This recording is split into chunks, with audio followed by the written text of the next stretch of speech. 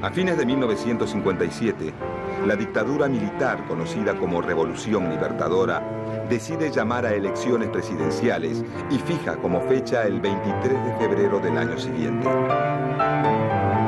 Para ese momento, el peronismo, partido político mayoritario de la República Argentina, se encuentra proscripto y su máximo líder, el teniente general Juan Domingo Perón, exiliado.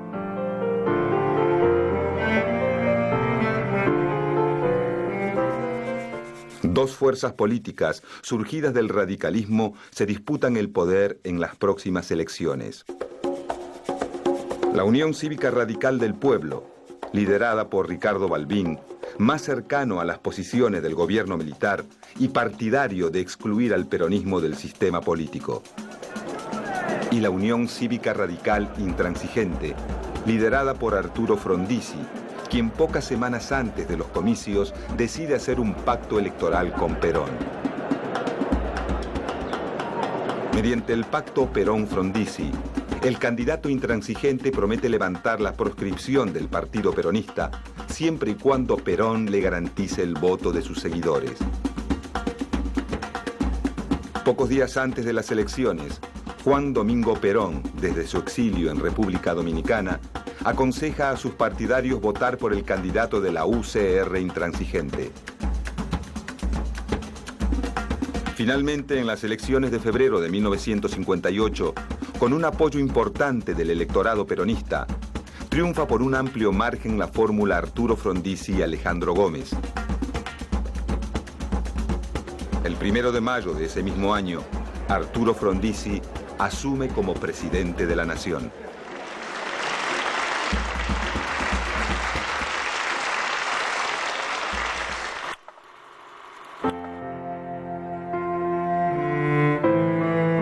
Arturo Frondizi es un político e intelectual de sólida trayectoria, a quien muchos ven como la alternativa no peronista para una política de crecimiento basada en el desarrollo industrial.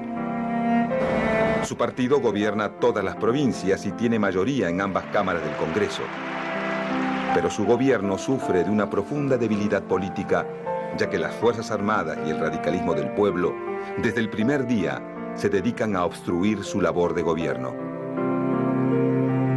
Ante este escenario político desfavorable, Frondizi decide actuar con rapidez.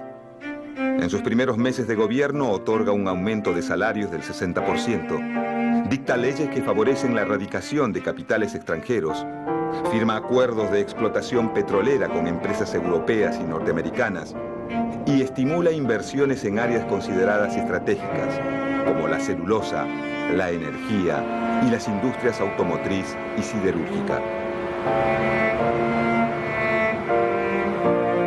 En el plano político, Frondizi decreta una amnistía y permite a varios líderes sindicales peronistas retomar el control de sus gremios, aunque no cumple con su promesa inicial de levantar la proscripción del peronismo.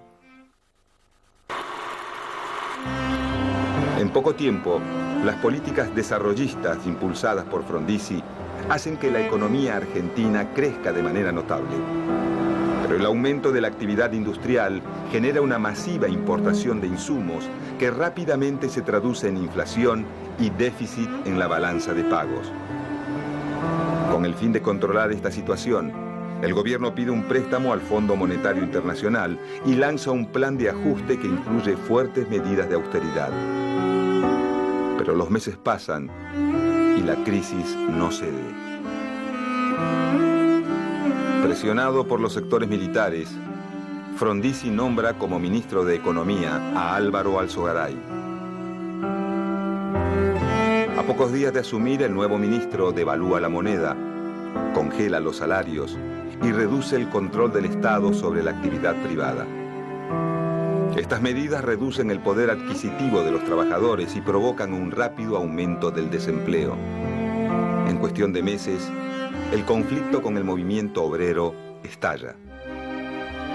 Los sindicatos peronistas, cada vez más descontentos con las políticas de Frondizi, lanzan un plan de lucha que incluye huelgas y ocupaciones de fábricas. Como respuesta, el gobierno pone en marcha el Plan de Conmoción Interna del Estado, o Plan Conintes. El Plan Conintes divide al país en distintas subzonas militares, donde los comandantes de las Fuerzas Armadas tienen más poder que los gobernadores, y empleados públicos y estatales pueden ser juzgados por tribunales militares. Respaldado por este plan, el gobierno de Frondizi autoriza a reprimir militarmente toda huelga o conflicto obrero. Al mismo tiempo interviene los sindicatos y ordena el despido de los delegados más combativos.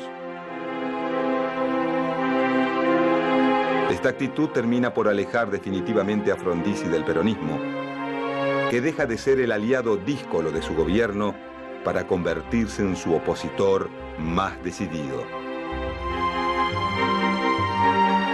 A medida que el conflicto entre Arturo Frondizi y el peronismo avanza, otro sector entra en crisis con el gobierno. Desde los inicios de su mandato, las presiones de los militares se llevan a cabo con una frecuencia casi cotidiana. Estas presiones, conocidas como planteos, tienen como principal objetivo impedir el resurgimiento del peronismo. Pero con la llegada de los años 60, los militares argentinos orientan su atención hacia un nuevo enemigo.